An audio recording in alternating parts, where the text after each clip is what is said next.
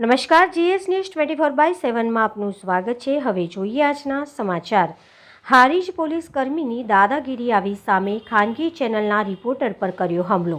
પાટણ જિલ્લાના હારીજ પોલીસ સ્ટેશનમાં ફરજ બજાવતા લાલાભાઈ નાડોદરાએ હારીજ તાલુકામાં પત્રકાર તરીકે ફરજ બજાવતા વિનોદ ઠાકરને ઢોર માર માર્યો હોવાની ઘટના સામે આવી છે।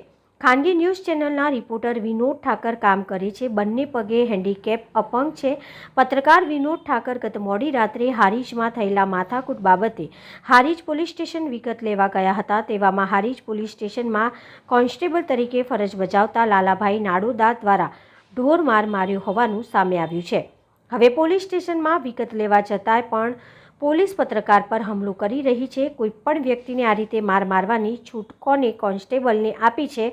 વિનોદ ઠાકરને ઢોર માર મારતા સારવાર અર્થે 108માં હોસ્પિટલ ખસેડવામાં આવ્યા છે।